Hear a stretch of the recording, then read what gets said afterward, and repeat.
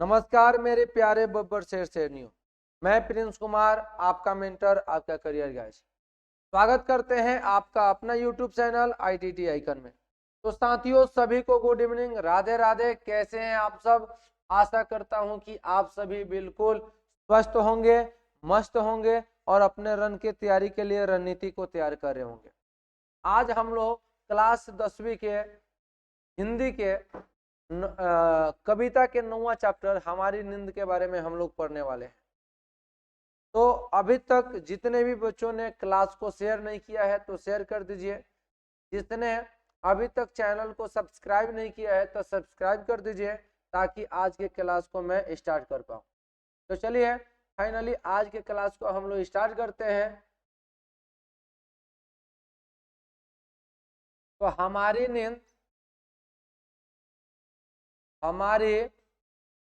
नींद शीर्षक कविता के कवि कौन है, लेखक कौन है? बीरेन डंगवाल। इनको देख सकते हैं आप सब कि हमारी नींद शीर्षक कविता का कवि कौन है या लेखक कौन है? तो बीरेन डंगवाल। समझ में आ रहा है? कोई कहेगा हमारी नींद शीर्षक कविता के लेखक कौन है? बीरेन डंगवाल। समझ में आ गया? इनका जन्म कब हुआ था? 5 अगस्त 1947 ईस्वी में हुआ था। कहाँ पे हुआ था? तो कीर्तिनगर टिहरी गढ़वाल उत्तरांचल में हुआ था। समझ में आ गया? तो अभी तक हम लोगों ने पढ़ा कि हमारी नींद शीर्षक कविता में कवि बीरेन डंगवाल, जिनका जन्म 5 अगस्त 1947 ईस्वी को हुआ था, कीर्तिनगर टिहरी गढ़वाल उत्तरांचल में हुआ था। उसके बाद से मुजफ्फरपुर नगर, सहारनपुर, कानपुर, बरेली, नैनीताल में शुरुआती शिक्षा प्राप्त करने के बाद डंगवाल जी ने इलाहाबाद विश्वविद्यालय से MA किया। यहीं से आधुनिक हिंदी कविता के मिथकों और कृतकों पर D.Litt की उपाधि पाई। बहुत इंपॉर्टेंट है, D.Litt की उपाधि किसने पाई थी? तो याद रखिएगा, बीरेन डंगवाल। समझ में आ गया? तो बीरेन डंगवाल हमारी नींद शीर्षक कविता के लेखक कौन है? बीरेन डंगवाल है। इनका जन्म 5 अगस्त 1947 ईस्वी को हुआ था। कीर्तिनगर टिहरी गढ़वाल उत्तरांचल में हुआ था। इनका जो इन्होंने मुजफ्फरपुर, सहारनपुर, कानपुर, बरेली, नैनीताल में शुरुआती शिक्षा प्राप्त करने के बाद डंगवाल जी ने इलाहाबाद विश्वविद्यालय से MA किया। यहीं से आधुनिक हिंदी कविता के मिथकों और प्रतीकों पर D.Litt की उपाधि पाई। समझ में आ गया? आगे वे 1971 ईस्वी में बरेली कॉलेज में अध्यापन करते रहे और डंगवाल जी हिंदी और अंग्रेजी में पत्रकारिता भी करते हैं। समझ में आ गया? इन्होंने 1971 ईस्वी में बरेली कॉलेज में अध्यापन करते रहे। डंगवाल जी हिंदी और अंग्रेजी में पत्रकारिता भी करते हैं। उन्होंने इलाहाबाद से प्रकाशित अमृत प्रभात में कुछ वर्षों तक घूमता आईना शीर्षक से स्तंभ लेखन भी किया। समझ में आ गया? और 1991 में प्रकाशित उनका पहला कविता संग्रह इसी दुनिया में आज भी उतना ही प्रासंगिक और महत्वपूर्ण लगता है। उनकी कविता में जनवादी परिवर्तन की मूल प्रतिज्ञा है। यानी समझ में आ गया? अभी तक हम लोगों ने पढ़ा कि हमारी नींद शीर्षक कविता के कवि कौन है? तो बीरेन डंगवाल। इनका जन्म कब हुआ था? 5 अगस्त 1947 ईस्वी में। कहाँ पे हुआ था? तो कीर्तिनगर टिहरी गढ़वाल उत्तरांचल में हुआ था। मुजफ्फरनगर, सहारनपुर, कानपुर, बरेली, नैनीताल में शुरुआती शिक्षा प्राप्त करने के बाद डंगवाल जी ने इलाहाबाद विश्वविद्यालय में MA किया। यहीं से आधुनिक हिंदी कविता के मिथकों और प्रतीकों पर D.Litt की उपाधि पाई। समझ में आ गया? उसके बाद से वे 1971 ईस्वी में बरेली कॉलेज में अध्यापन करते रहे। डंगवाल जी हिंदी और अंग्रेजी में पत्रकारिता भी करते हैं। उन्होंने इलाहाबाद से प्रकाशित अमृत प्रभात में कुछ वर्षों तक घूमता आईना शीर्षक से स्तंभ लेखन भी किया। 1991 में प्रकाशित उनका पहला कविता संग्रह इसी दुनिया। समझ गया? तो 1991 में उनका प्रकाशित पहला कविता संग्रह कौन था? इसी दुनिया। आज भी उतना प्रासंगिक और महत्वपूर्ण लगता है। क्लियर है? उनका कविता में जनवादी परिवर्तन की मूल प्रतिज्ञा है। यहाँ तक क्लियर हुआ। चलिए आगे हम लोग देखेंगे कविता परिचय। तो कविता परिचय में हम लोग पढ़ेंगे कि प्रस्तुत कविता हमारी नींद को बीरेन नंगवाल के काव्य संकलन दुष्ट चक्र में सृष्टा से लिया गया है। समझ में आ गया। प्रस्तुत जो कविता है वो कहाँ से लिया गया है, तो हमारी नींद जो कविता है वो कहाँ से लिया गया है, तो दुष्ट चक्र में सृष्टा से लिया गया है। समझ में आ रहा है ना। इसमें सुविधा भोगी, आराम पसंद जीवन अथवा हमारी बेपरवाहियों के बाहर विपरीत परिस्थितियों से लगातार लड़ते बढ़ते जाने वाले जीवन का चित्रण करता है। यहाँ तक समझ में आ जाएगा। यानी कि यह जो हमारी नींद कविता है यह कहाँ से लिया गया है, दुष्ट चक्र में सृष्टा से लिया गया है। इसमें भोगी, आराम पसंद जीवन अथवा बेपरवाहियों के बाहर विपरीत परिस्थितियों में लगातार लड़ते बढ़ते जाने वाले जीवन का चित्रण करती है। यहाँ तक आप लोग को समझ में आ गया है। यहाँ तक आप लोग को समझ में आ गया है तो एक बार लाइक कर दीजिए, कमेंट कर दीजिए दबा के, ताकि हमको भी पता चल जाए कि आप लोग को क्लियर हो गया। चलिए तो अभी तक आप लोग पढ़ रहे थे कवि परिचय, उसके बाद से हम लोगों ने कविता परिचय को किया। समझ में आ रहा है ना। अब हम लोग इस कविता का अर्थ को करने जा रहे हैं लोग। समझ में आ रहा है ना। तो चलिए इस आगे हम लोग पढ़ेंगे इस कविता की ओर। समझ में आ गया। तो चलिए देखिए दिया है कि मेरी नींद के दौरान कुछ इंच बढ़ गए पैर, कुछ सूत पौधे अंकुर ने अपने नाम मात्र कोमल सींगों से ढकेलना शुरू की, बीज की फूली हुई छत भीतर से। कवि कहते हैं कि मनुष्य सुविधा भोगी बनकर आराम की नींद सोता है, लेकिन प्रकृति विकास क्रम को अनवरत जारी रखती है। यानी कि मनुष्य सुविधा भोगी बनकर आलसी बनकर क्या करता है, आराम से नींद में सोता है, लेकिन प्रकृति ऐसा नहीं है कि वो विकास क्रम को रोक देता है। हम लोग केवल रुके रहते हैं, सोए रहते हैं, लेकिन प्रकृति तो विकास क्रम को हमेशा जारी रखता है। समझ में आ गया ना। अब है कि हमारे नींद के दौरान कुछ इंच पेड़ तथा कुछ सूत पौधे बढ़ जाते हैं, बीज अंकुरित होकर अपने कोपलों को धकेलना शुरू कर देते हैं। क्लियर हो गया। मेरे नींद के दौरान कुछ इंच बढ़ गए पेड़, कुछ सूत पौधे अंकुर ने अपने नाम मात्र कोमल सींगों से ढकेलना शुरू कर दी, बीज की फूली हुई छत भीतर से। कवि कहते हैं कि मनुष्य सुविधा भोगी बनकर आराम की नींद सोता है, लेकिन प्रकृति विकास क्रम को अनवरत जारी रखती है। हमारे नींद के दौरान कुछ इंच पेड़ तथा कुछ सूत पौधे बढ़ जाते हैं, बीज अंकुरित होकर अपने कोपलों को ढकेलना शुरू कर देता है। यहाँ तक समझ में आ गया। चलिए आगे हम लोग देखेंगे एक मक्खी का जीवन क्रम पूरा हुआ। एक मक्खी का जीवन क्रम पूरा हुआ, कई शिशु पैदा हुए, उनमें से कई तो मारे गए दंगे, आगजनी और बमबारी में। समझ में आ रहा है।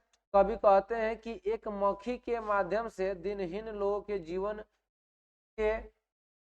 जीवन दशा के विषय में कहते हैं कि उनके बच्चे दीनता के कारण या तो मर गए अथवा अत्याचारियों के कोप के शिकार हो गए, जो दंगे, आगजनी और बमबारी में मारे गए। समझ में आ गया।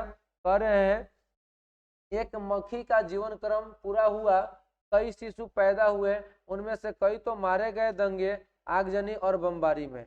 कभी एक मक्खी के माध्यम से दिनहीन लोगों के जीवन के दशा के विषय में कहते हैं कि उनके बच्चे दीनता के कारण या तो मर गए अथवा अत्याचारियों के कोप के शिकार हो गए, जो दंगे, आगजनी और बमबारी में मारे गए। चलिए आगे हम लोग देखते हैं।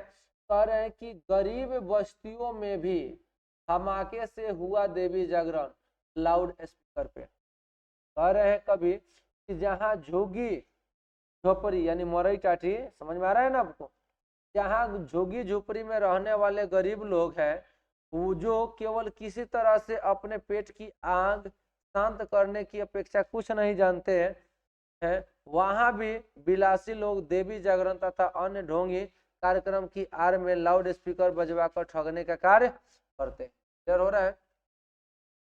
कभी कह रहे हैं कि यहाँ झोगी झोपड़ी में रहने वाले गरीब लोग हैं जो केवल किसी तरह से अपने पेट की आग शांत करने की अपेक्षा कुछ नहीं जानते हैं, वहां भी विलासी लोग देवी जागरण तथा अन्य ढोंगी कार्यक्रम की आड़ में लाउड स्पीकर बजवाकर ठगने का काम करते हैं। यहाँ तक समझ में आ रहा है? चलिए हम लोग आगे बढ़ते हैं। यानी साधन तो सभी जुटा लिए हैं अत्याचारियों ने, मगर जीवन हठीला फिर भी बढ़ता ही जाता आगे हमारी नींद के बावजूद। कभी कहते हैं कि अत्याचारी सुख भोग के सारे साधन जमा करने के बावजूद अपने हठी स्वभाव के कारण अन्याय बंद करना नहीं चाहते, उनका जुल्म बढ़ता ही जा रहा है। यहाँ तक क्लियर हुआ? यानी कह रहे हैं कि यानी साधन तो सभी जुटा लिए हैं अत्याचारियों ने, मगर जीवन हठीला फिर भी बढ़ता ही जाता हमारी नींद के बावजूद। कभी कहते हैं कि अत्याचारी सुख भोग के सारे साधन जमा करने के बावजूद अपने हठी स्वभाव के कारण अन्याय करना बंद नहीं चाहते, उनका जुल्म बढ़ता ही जा रहा है। यहाँ तक कि समझ में आ रहा है? अब देखिए कह रहा है कि और लोग भी, कई लोग हैं अभी भी जो भूले नहीं करना साफ और मजबूत इनकार।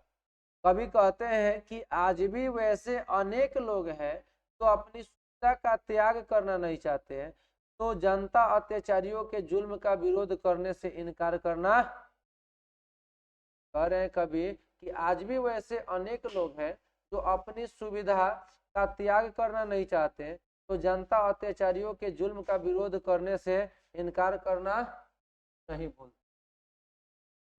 चलिए आगे हम लोग बढ़ते हैं ऑब्जेक्टिव क्वेश्चंस की ओर। समझ में आ रहा है मेरे बब्बर शेरों? अगर समझ में आ रहा है तो मेरे बब्बू आप लोग थोड़ा सा लाइक कर दीजिए, कमेंट कर दीजिए सब कोई। चलिए ये जो एक क्वेश्चन है ये थोड़ा सा आ गया है स्वदेशी का। चलिए कोई बात नहीं, इसको भी हम लोग देख लेते हैं। परदेश की विद्या पढ़ने का क्या परिणाम हुआ? सबकी बुद्धि भारतीय हो गई, सबकी बुद्धि विदेशी हो गई, सबकी बुद्धि आध्यात्मिक हो गई, इनमें सभी। तो बिल्कुल गलत बातें हैं कि सबकी बुद्धि भारतीय हो गई। परदेश की विद्या पढ़ के बुद्धि तो भारतीय नहीं हो सकता है भाई, आध्यात्मिक भी नहीं हो सकता है, तो इनमें सभी तो ये तो हो ही नहीं सकता है। यानी कि यही एक राइट आंसर आपका लग रहा है, सबकी बुद्धि क्या हो गई? विदेशी हो, इसलिए इसका राइट आंसर हो जाएगा बी। चलिए आगे हम लोग बढ़ते हैं। बीरेन डंगवाल को किस कृति के लिए साहित्य अकादमी पुरस्कार मिला? इसी दुनिया में, दुष्चक्र में शीर्षया, पहला पुस्तक, कवि ने कहा। बीरेन डंगवाल को किस कृति के लिए साहित्य अकादमी पुरस्कार मिला था मेरे बब्बर शेरो? आप लोग थोड़ा सा कमेंट कर दीजिए। तो जी बिल्कुल राइट जवाब ऑप्शन नंबर बी, दुष्चक्र में शीर्षया। आगे है गरीब बस्तियों में क्या हुआ? कई शिशु पैदा हुए, दंगे आगजनी एवं बमबारी, धमाके से देवी जागरण, इनमें कोई नहीं। तो इसमें क्या हुआ? गरीब बस्तियों में क्या हुआ? तो धमाके से देवी जागरण हुआ। समझ में आ रहा है? चलिए आगे हम लोग बढ़ते हैं। बीरेन डंगवाल का काव्य संग्रह है दुष्चक्र में सृष्टा, दुष्चक्र कर लीजिएगा, इसी दुनिया में, ये और भी दोनों, इनमें कोई नहीं। तो काव्य संग्रह इनका क्या था? इसी दुनिया में। इसी दुनिया में क्या था? इनका काव्य संग्रह था। इसका राइट आंसर हो जाएगा बी। चलिए आगे की ओर हम लोग बढ़ते हैं।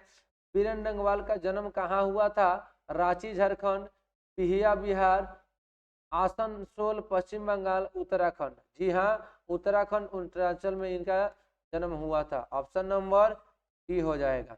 चलिए आगे हम लोग बढ़ते हैं। अगला प्रश्न है बीरेन डंगवाल का जन्म कब हुआ? 5 अगस्त 1947 को, 19 अगस्त 1948 को, 49 को, 50 को। बिल्कुल गलत है ये तीनों। इसका राइट आंसर हो जाएगा ऑप्शन नंबर ए। चलिए आगे हम लोग बढ़ते हैं।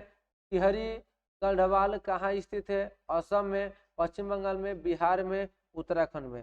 तो टिहरी गढ़वाल कहाँ स्थित है भाई? तो उत्तराखंड में है। कहाँ पे है? उत्तराखंड में। चलिए आगे हम लोग बढ़ते हैं। अगला है कविता के नए प्रतिमान बीरेन डंगवाल है श्रीकांत वर्मा है, प्रेमघन है, घनानंद है। अब कविता के नए प्रतिमान कौन है भाई? तो कौन है? आप लोग जल्दी से बताइए, कविता के नए प्रतिमान कौन है? श्रीकांत वर्मा।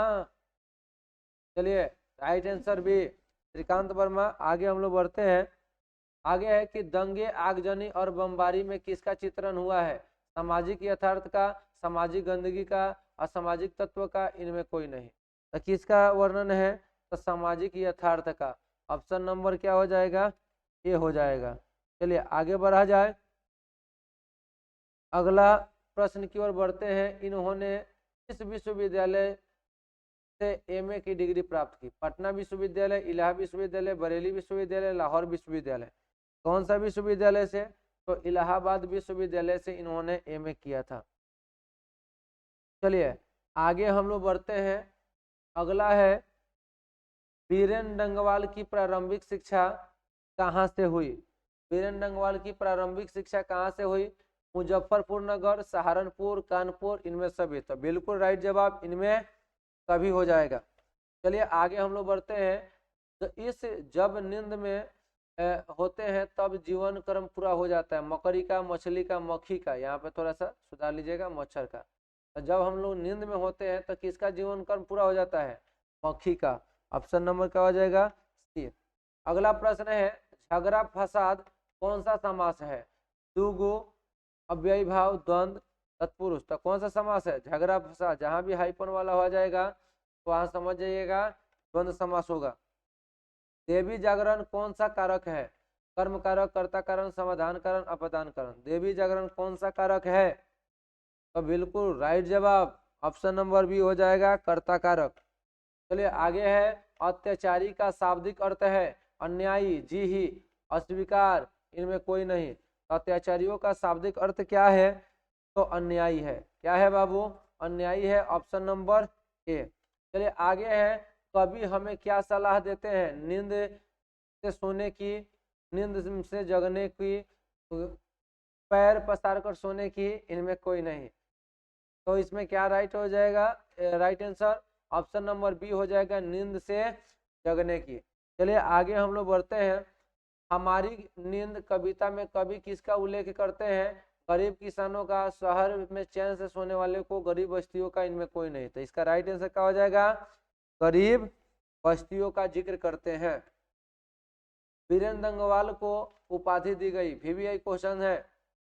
डिलीट, पद्म भूषण, भारत रत्न, इनमें कोई नहीं। तो बीरेन डंगवाल को किसकी उपाधि दी गई? डिलीट की उपाधि दी गई। इसका राइट आंसर हो जाएगा ए। चलिए आगे है दुष्चक्र में सृष्टा पुस्तक पर बीरेन डंगवाल को कौन सा पुरस्कार प्राप्त हुआ? ज्ञानपीठ, सोवियत लैंड नेहरू, साहित्य अकादमी, नोबेल पुरस्कार। दुष्चक्र में सृष्टा पुस्तक पर बीरेन डंगवाल को कौन सा पुरस्कार प्राप्त हुआ? तो साहित्य अकादमी पुरस्कार प्राप्त हुआ था। राइट आंसर हो जाएगा ऑप्शन नंबर सी। आगे है हमारी नींद में नीच किसका प्रतीक है? हामिद का, आलस का, साहस का, प्रसन्नता का। तो किसका है? आलस का। राइट आंसर हो जाएगा बी। चलिए आगे हम लोग बढ़ते हैं। बीरेन डंगवाल किस विचारधारा के कवि है? जनवाद, रहस्यवादी, रीतिवादी, सूफी। तो बीरेन डंगवाल किस के विचारधारा के कवि है भाई साहब? तो जनवादी कवि के विचारधारा के कवि है। Option number A. हमारी नींद के रचयिता कौन है? सुमित्रा नंदन पंत, बीरेन डंगवाल, रामधारी सिंह दिनकर, कुंवर नारायण। तो हमारी नींद के रचयिता कौन है? तो इसका राइट आंसर क्या हो जाएगा? बीरेन डंगवाल। क्या हो जाएंगे? बीरेन डंगवाल हो जाएगा इसका राइट आंसर। आगे है कविता में किसका जीवन चक्र पूरा हुआ उल्लेखित है? मधुमक्खियों का, पलंग का, मच्छर का, मक्खी का। तो किसका राइट आंसर हो जाएगा? मक्खी का। चलिए अगला प्रश्न है कि कविता में देवी जागरण कहाँ हुआ? बाजार में, गरीब बस्तियों में, शहर में, नगर के बीचों बीच में। कविता में देवी जागरण कहाँ हुआ? बाजार में तो बिल्कुल नहीं हुआ, शहर में नहीं हुआ, नगर के बीचों बीच नहीं हुआ। यानी राइट आंसर क्या होना चाहिए? Option number A. चलिए आगे हम लोग बढ़ते हैं कि इसी दुनिया में किसकी कृति है? रघुवीर सहाय, मुक्तिबोध, केदारनाथ अग्रवाल, बीरेन डंगवाल। इसी दुनिया में किसकी कृति है भाई साहब? आप लोग थोड़ा सा कमेंट करिए। इसी दुनिया में किसकी कृति है? तो आपका बीरेन डंगवाल का राइट आंसर हो जाएगा ऑप्शन नंबर डी। चलिए आगे हम लोग बढ़ते हैं। बीरेन डंगवाल किस दैनिक पत्र के संपादकीय सलाहकार है? दैनिक जागरण, जनसत्ता, अमर उजाला, भास्कर। तो बीरेन डंगवाल किस दैनिक पत्र के संपादकीय सलाहकार है? तो दैनिक जागरण के, कि जनसत्ता का, कि अमर उजाला का, कि भास्कर का? क्या हो जाएगा इसका राइट आंसर? तो इसका राइट आंसर हो जाएगा अमर उजाला। राइट आंसर हो जाएगा ऑप्शन नंबर सी। अगला प्रश्न है ऑब्जेक्टिव का, कि हमारी नींद शीर्षक कविता किस काव्य संग्रह से लिया गया है? सूचक में सृष्टा, इसी दुनिया में, गत्ता, पते की चिट्ठी, मन विकल्प। क्या हो इसका राइट आंसर हो जाएगा? 27 का ये हो जाएगा दूचक में सृष्टा। आ गया। तो अभी तक हम लोगों ने ऑब्जेक्टिव को देखा था हमारी नींद का। अब हम लोग क्या पढ़ने वाले हैं? इसका सब्जेक्टिव क्वेश्चन। समझ में आ रहा है? तो देखिए आइए अगला ये थे पहला क्वेश्चन है सब्जेक्टिव का, कि हमारी नींद शीर्षक कविता में कवि ने अत्याचारियों का जिक्र किए हैं और क्यों? तो कवि यहाँ उन अत्याचारियों का जिक्र करते हैं जो हमारे सुविधा भोगी, आराम पसंद जीवन से लाभ उठाते हैं, हमारी बेपरवाहियों के बाहर विपरीत परिस्थितियों में लगातार लड़ते हुए बढ़ते जाने वाले जीवित नहीं रह पाते हैं, और इस अवस्था में अत्याचारी अत्याचार करने के बाह्य और आंतरिक सभी साधन डाल लेते हैं। देर हुआ। हमारी नींद शीर्षक कविता में कवि ने किन अत्याचारियों का जिक्र किए हैं? तो यहाँ उन अत्याचारियों का जिक्र किए हैं जो हमारी सुविधा भोगी, आराम पसंद जीवन से लाभ उठाते हैं। उन अत्याचारियों का यहाँ पे कवि करते हैं। चलिए हम लोग आगे बढ़ते हैं अगले प्रश्न की ओर। कवि गरीब बस्तियों का क्यों उल्लेख करते हैं? तो कवि गरीब बस्तियों का उल्लेख के माध्यम से कहना चाहते हैं यहाँ के लोग 2 जून रोटी के लिए काफी मकसद करने के बाद भी तरसते हैं। वहाँ पूजा पाठ, देवी जागरण जैसे महोत्सव के बहाने कुछ स्वार्थी लोग अपने लाभ के लिए गरीब लोगों का उपयोग, यानी कवि गरीब बस्तियों का उल्लेख क्यों करते हैं? तो कवि गरीब बस्तियों का उल्लेख के माध्यम से कहना चाहते हैं यहाँ के लोग 2 जून रोटी के लिए, यानी कि जो लोग खुद से ठीक से खा नहीं सकते हैं, वहाँ पे पूजा पाठ, देवी जागरण जैसे बाह्य आडंबरों से स्वार्थी लोग अपने लाभ के लिए गरीब लोगों का क्या करते हैं? उपयोग करते हैं। चलिए आगे हम लोग बढ़ते हैं। मक्खी के जीवन क्रम का कवि द्वारा उल्लेख किए जाने का क्या आशय? तो मक्खी के जीवन क्रम का कवि द्वारा उल्लेख किए जाने का आशय है निम्न स्तरीय जीवन के को दर्शाना। आ गया। इसका आशय क्या है, उल्लेख क्यों किए हैं? तो मक्खी के जीवन क्रम के द्वारा कवि के उल्लेख किए जाने का आशय है निम्न स्तरीय जीवन की समस्या को दर्शाना।